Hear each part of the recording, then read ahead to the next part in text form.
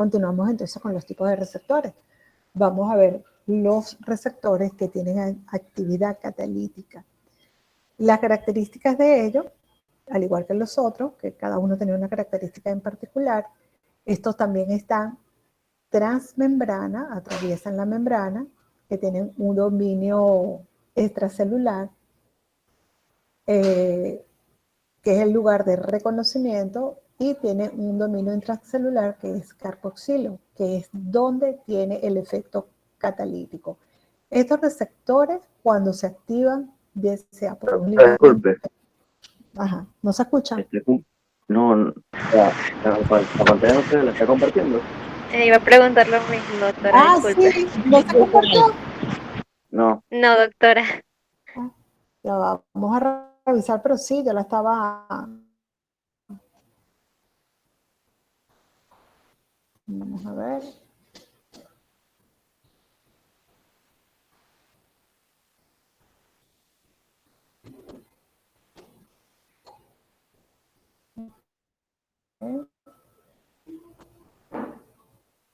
No pregunté.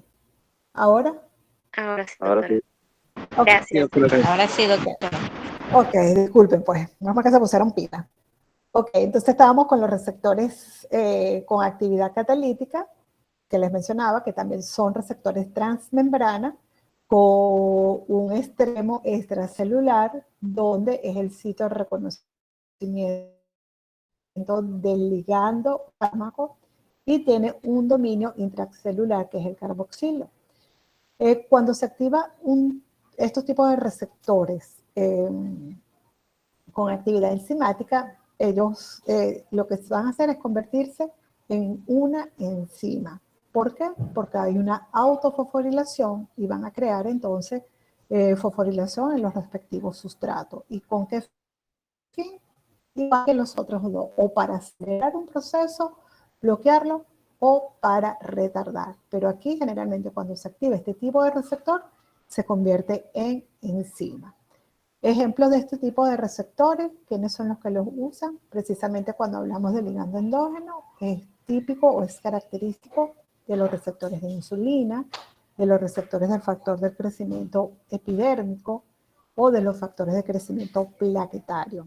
Ellos actúan a través de receptores enzimáticos. Les traje el ejemplo, esta sería una característica del receptor de insulina. Está compuesto por un dominio, recuerden que atraviesa la membrana, tiene dos cadenas alfa y dos cadenas beta. Las cadenas alfa sería el sitio de reconocimiento y las cadenas beta serían las que tienen la actividad enzimática cuando este receptor de insulina es estimulado. Entonces, los receptores que ligan enzima, bueno, eso se me comenta. Okay.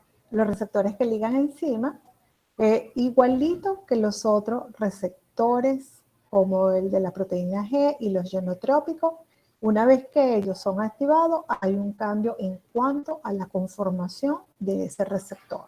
¿Para qué? Para que pueda haber la actividad. Entonces, ya ustedes saben, receptores ligados a enzima, ellos se convierten en una actividad enzimática intracelular. En cuanto a la duración, difiere de los otros dos, es que esto puede durar de minutos a horas.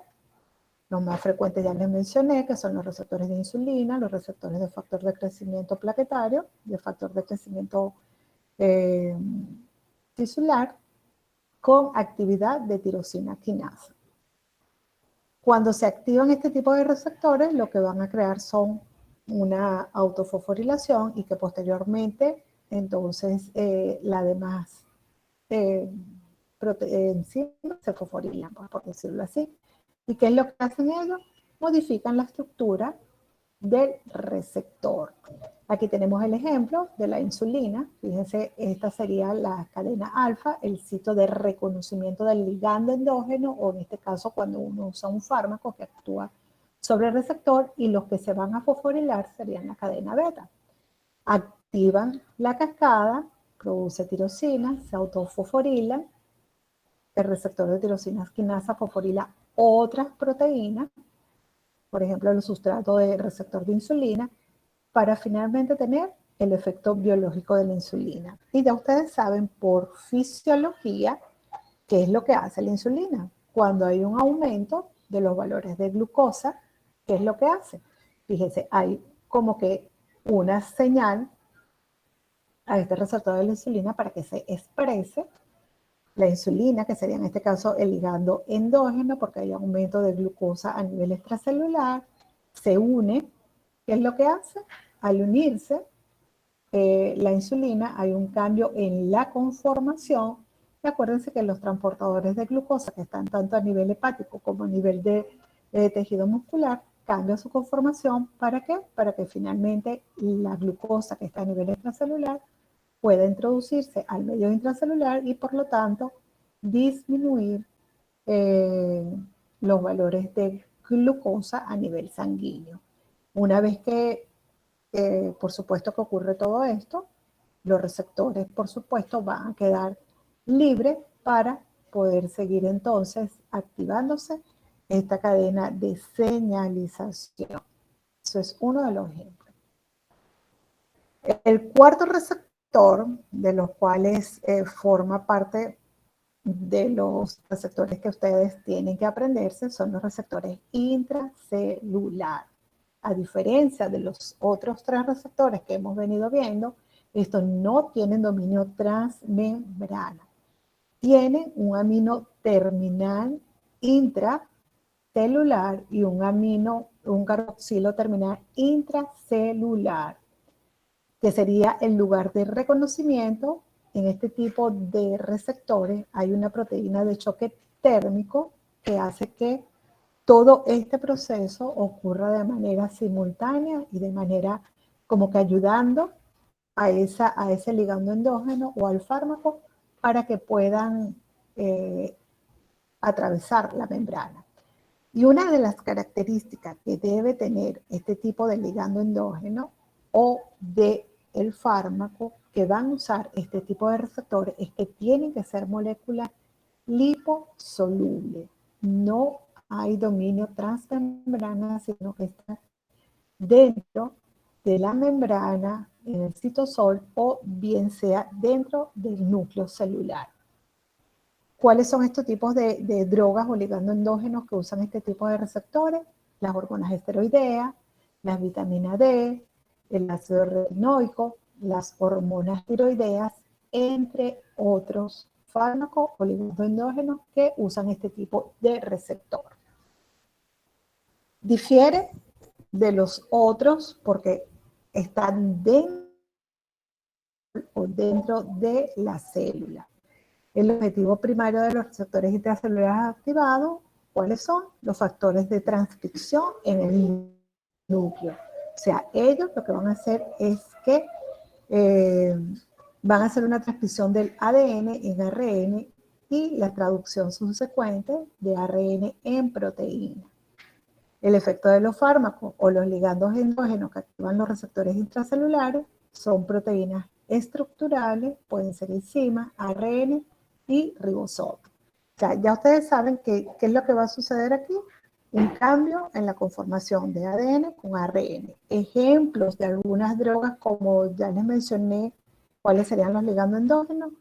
Generalmente cuando se usan antineoplásicos es precisamente para que haya una alteración a nivel de la molécula de ADN o ARN.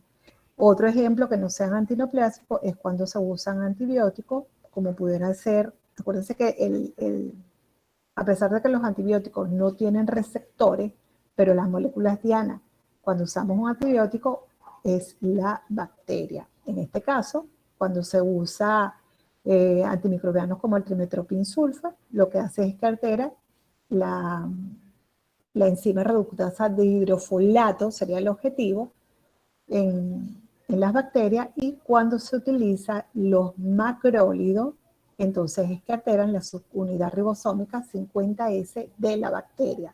A pesar de que no son receptores estructurales como lo veníamos estudiando, pero la diana de estos tipos de fármacos serían las bacterias, que serían los receptores. Y esto es lo que sucede Específicamente cuando se le da el fármaco, tiene que atravesar el citosol y llegar hasta el receptor para entonces, cuando se forma el complejo fármaco-receptor, lo que hace es que altera todo lo que conforma a la parte de ADN y ARN de la célula para ver los efectos biológicos.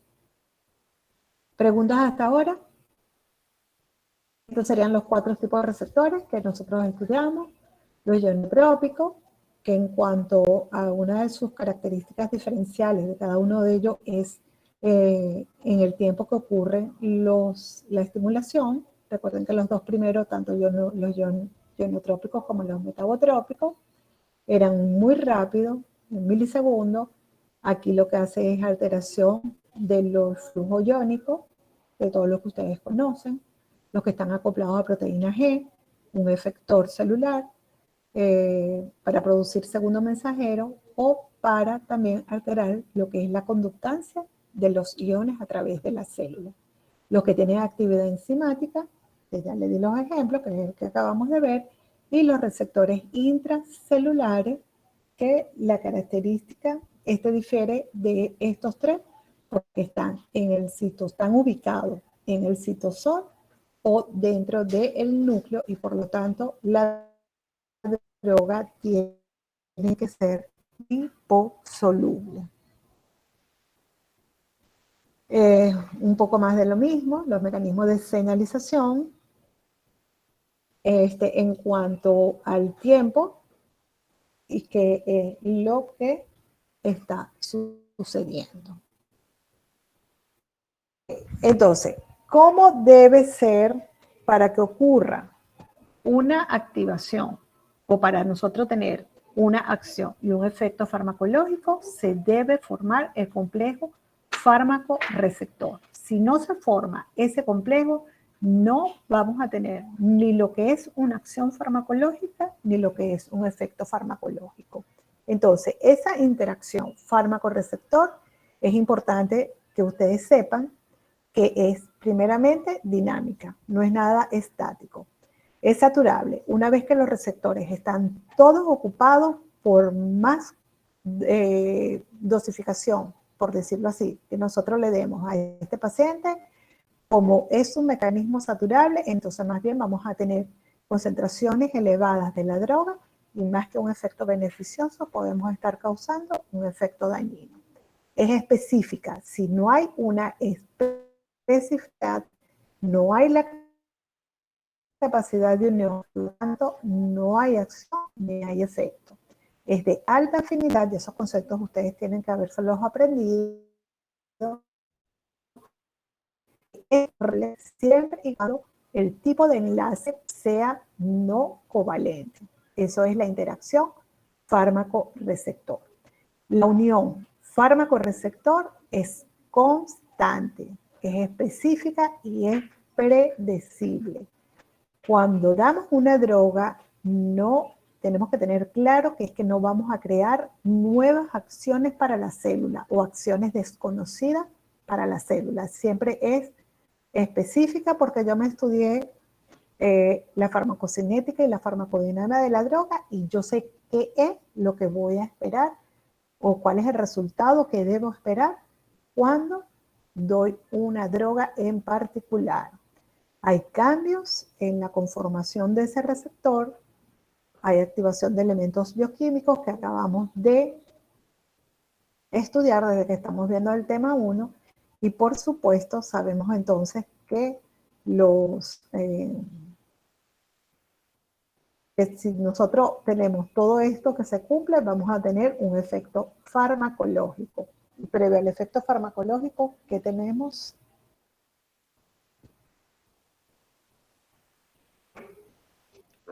La acción farmacológica. Si no hay acción farmacológica, no vamos a tener un efecto farmacológico. ¿Por qué? Porque no entramos a la clase de la profe, o entramos, pero no hicimos hincapié, no estudiamos la farmacodinámica y entonces no voy a tener el efecto que estoy buscando. Como bien, los receptores son estructuras biológicas que están en el organismo. Y como tal, entonces ella se sintetiza y se metaboliza. O sea, hay síntesis y hay un metabolismo que vamos a ver cuáles son esas características. Hay una destrucción de esos receptores. ¿Dónde ocurre la síntesis del receptor? Los receptores se van a sintetizar en el interior de la célula, en el retículo endoplásmico, por los polisomas. Ya los receptores vienen con una determinación genética. O sea, el receptor que se va a formar, un receptor beta, un receptor alfa, y ellos vienen con una determinación genética cuando se produce la síntesis. Después que se sintetiza este receptor con su determinación genética, van a ser almacenados en el aparato de Golgi, donde se van a unir, aquí, donde se van a unir en cadenas de oligosacáridos.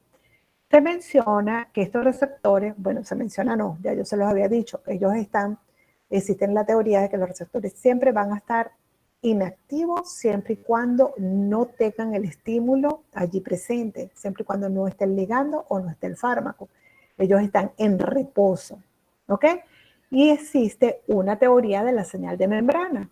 Cuando está el estímulo del ligando endógeno o del ligando exógeno, entonces estos receptores se expresan a nivel transmembrana para que pueda ocurrir su acción y todos los eventos que hemos venido mencionando.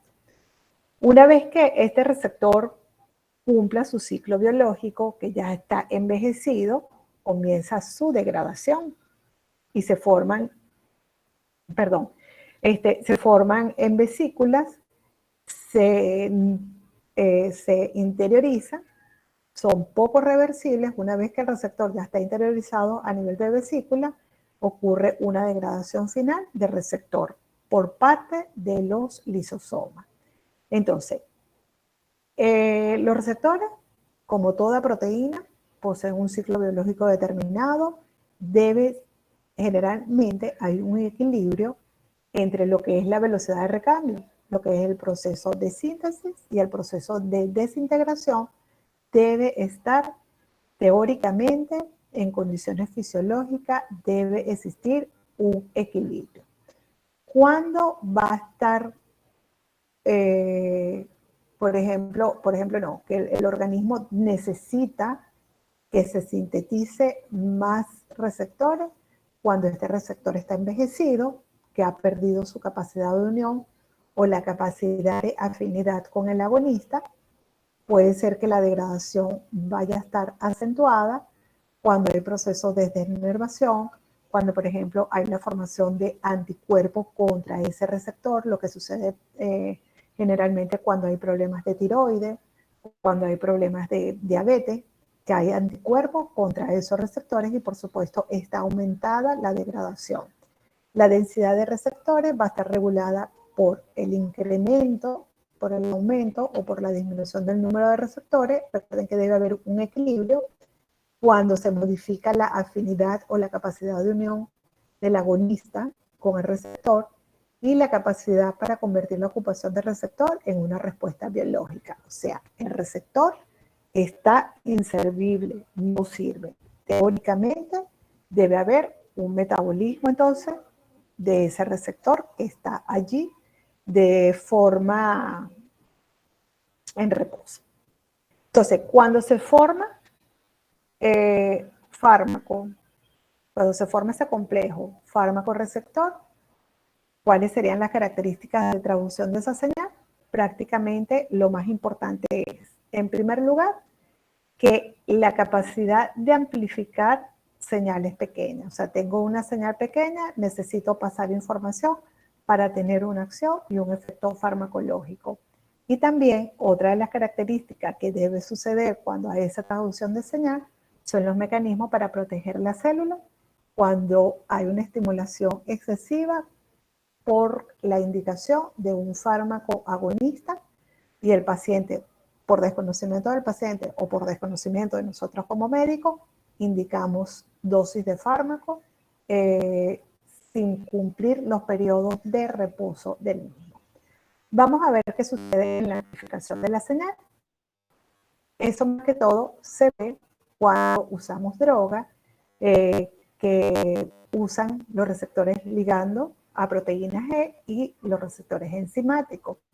Tienen la capacidad de amplificar esa intensidad de señal y la duración mediante el efecto de cascada de señal. Ya esto nosotros lo vimos en las clases anteriores. Entonces, la proteína G activada persiste por una mayor duración que el complejo original agonista-receptor. Un ejemplo, cuando se usa el salbutamol es un fármaco que se usa en pacientes que tienen crisis de asma o que son asmáticos. Este puede existir unos cuantos milisegundos, pero cuando se activa, ellos se unen a la proteína G. Recuerden que si revisan sus clases pasadas, vamos a ver en cuál receptor se va a unir el salbutamol. Entonces, la activación subsecuente de otras proteínas G puede durar un poco más de tiempo. Entonces, la prolongación y amplificación adicional de la señal van a estar mediadas, primero que nada, se activa la proteína G y luego sus respectivos objetivos intracelulares, y por eso es que la acción del salbutamol persiste por mucho más tiempo por la amplificación no solamente del complejo fármaco-receptor que está ocupado para provocar una respuesta máxima. Los sistemas que siguen esta conducta tienen receptores de respuesta. ¿A qué me explico? Vamos a leerlo aquí tal cual como lo dice. Alrededor del 99% de los receptores de insulina son de respuesta. O sea, está el receptor original y hay algunos receptores de respuesta como un mecanismo de protección. ¿Ok? Es una reserva que tienen los receptores de insulina hasta que se agotan. Hasta que se agotan. Este es el caso de los receptores de insulina. Y, por ejemplo, los receptores beta adrenérgicos en el corazón son muy pocas sus respuestas. Por eso es que cuando nosotros tenemos un paciente portador de una insuficiencia cardíaca, los receptores, para tener una respuesta máxima, estos receptores deben estar funcionando. Por eso que ustedes ven que un paciente, cuando uno le da, por ejemplo, una digoxina, los receptores de digoxina se agotan y el paciente sale muy poco rápidamente de esa insuficiencia cardíaca. ¿Por qué? Porque los receptores de reserva, en este caso, a nivel del corazón, están disminuidos. No así aquel paciente que es diabético, que aún tiene receptores de reserva, y por eso es que al momento de responden un poco más rápido cuando hay una hiperglicemia, porque están esos receptores de respuesta o de reserva funcional. No sé si me expliqué. En el segundo lugar, o la segunda característica de los receptores, es un mecanismo de protección a la célula ante un estímulo excesivo. Y eso es lo que se llama la desensibilización. ¿Qué es la desensibilización? Es un proceso que se va a caracterizar porque hay una pérdida de respuesta celular ante la acción de un ligando, bien sea endógeno o de un fármaco, y generalmente es una respuesta homeostática, es una respuesta de protección ante un estímulo excesivo, crónico o agudo. Un ejemplo bien palpable de este tipo de sensibilización, ¿quién me lo puede decir? ¿O qué se les ocurre?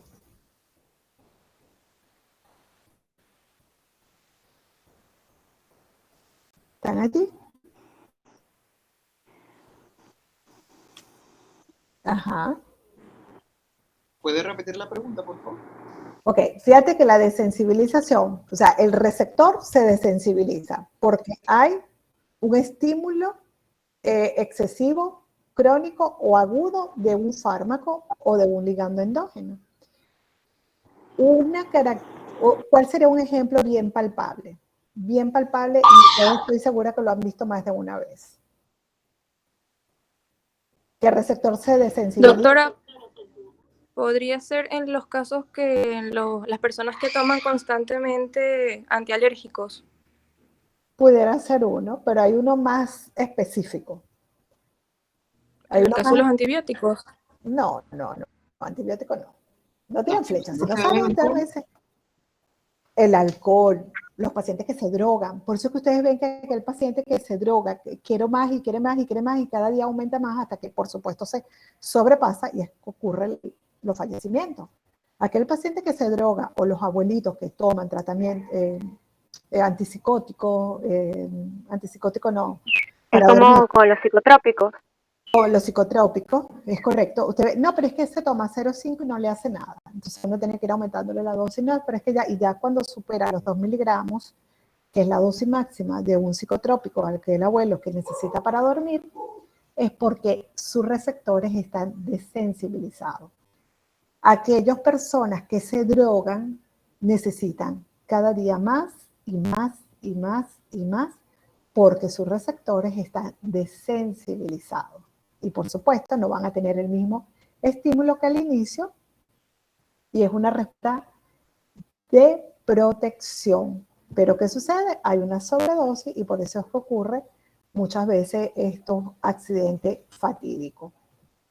Ustedes han conocido mucho. Ok, entonces la traducción de señal, que era lo que estábamos viendo, la desensibilización y la regulación negativa de los receptores se da por una administración continua, bien sea de un agonista o un antagonista.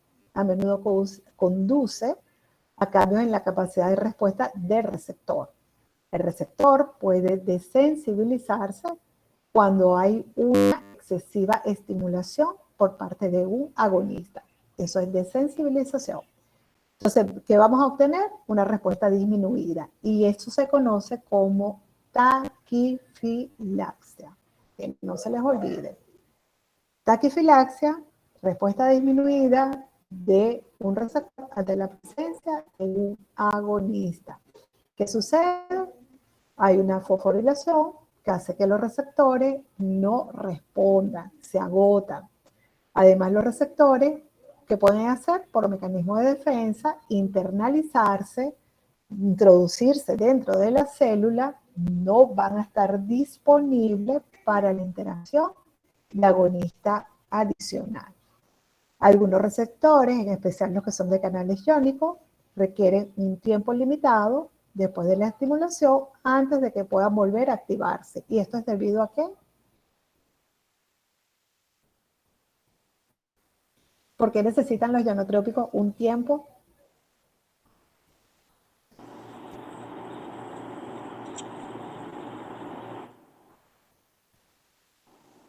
Por el potencial de membrana para que vuelva a su Por el estado potencial de membrana, es correcto. Recuerden que tiene que volver a su estado original.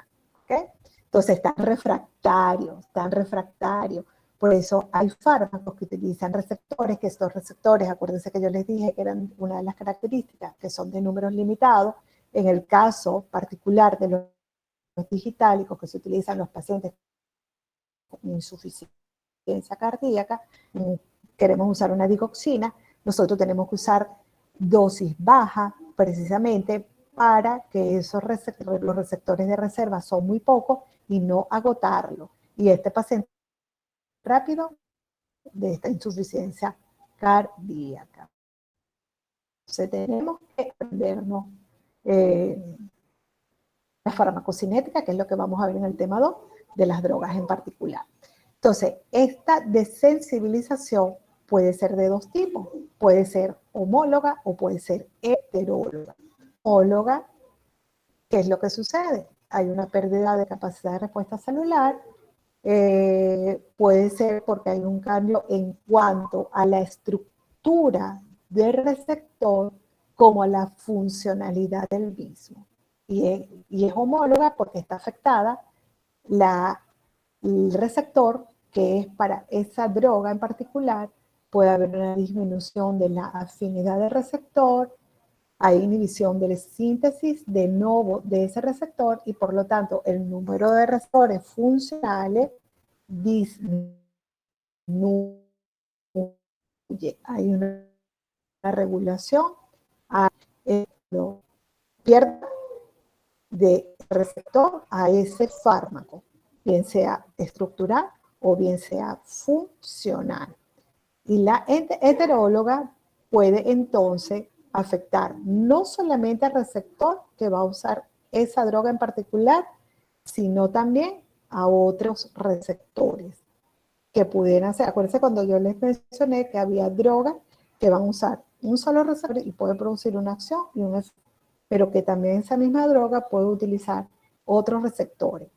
Y aquí, entonces también hay una pérdida de la capacidad de respuesta de ese receptor porque puede alterar o modificar en algún paso de los sistemas efectores en cuanto a la traducción de la señal.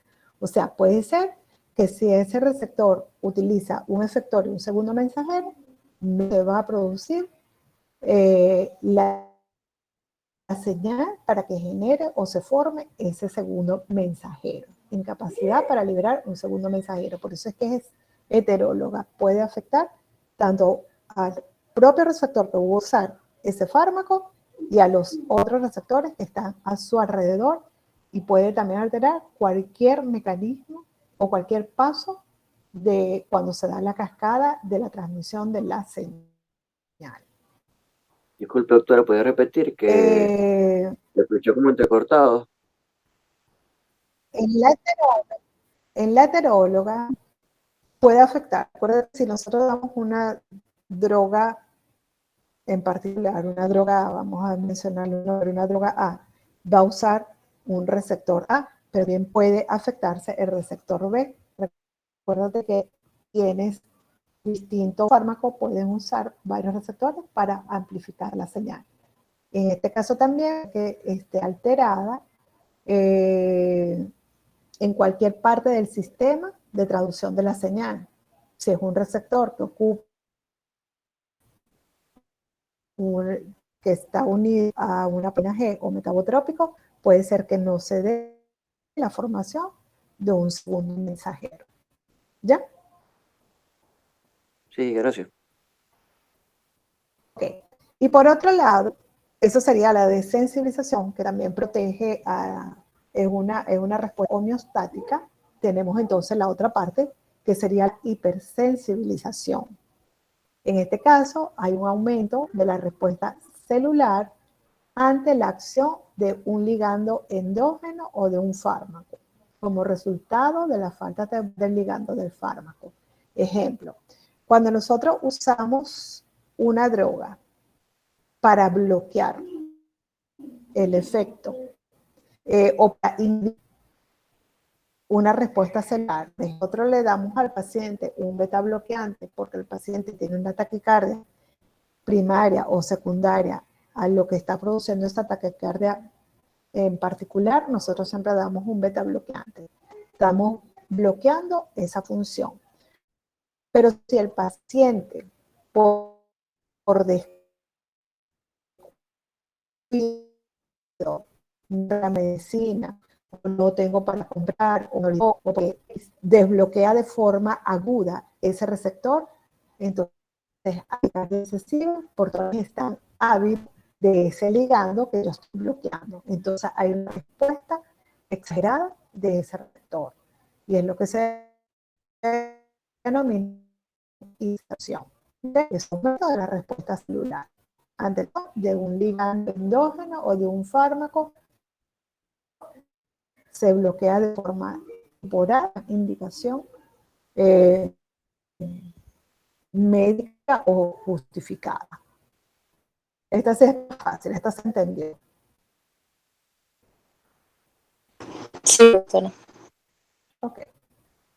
Entonces, en la hipersensibilización, exposición repetida a un receptor agonista, resulta de una regulación motivatora, o sea, ese receptor está bloqueado, pero de repente lo desbloqueamos porque hay una mayor producción hay una mayor actividad del receptor de la o esa forma temporal. Hay una regulación de receptores que son más.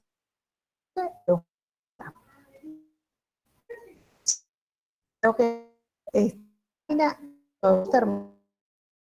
terminamos la parte de los receptores. La importancia de ellos en qué radica. Determina en gran medida las relaciones cuantitativas entre la dosis de un fármaco y sus efectos farmacológicos. La selectividad de la acción de los fármacos es función de los receptores. Recuerden que la activación de un receptor tiene que ver con las propiedades de las drogas, su tamaño, la forma, la carga eléctrica de un fármaco determinará si es compatible o no a la interacción con un receptor en particular. Los receptores sirven como intermediarios entre lo que son las acciones de los agonistas farmacológicos. Eso va a depender de cuál es el efecto que yo quiero en particular.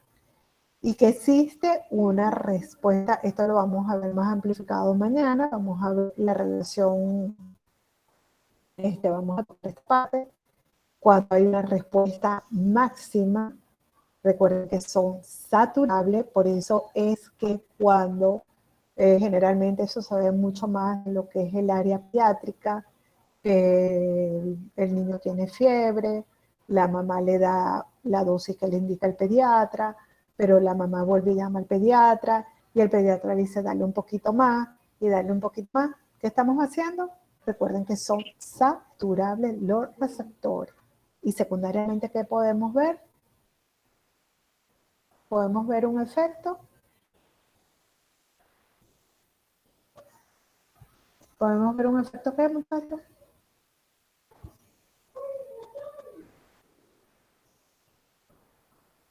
Niños. Taquifilaxia. No tanto taquifilaxia, podemos ver Un efecto secundario del fármaco. Un efecto secundario, y eso es un efecto como tóxico. Un efecto tóxico. Por el efecto grado ¿cómo que se? De contracciones de la droga. A nivel, y eso es lo que vamos un poquito y veamos farmacocinética. Y entonces puede haber desensibilización del mismo. Punta, niños, bachilleres. ¿Alguna duda?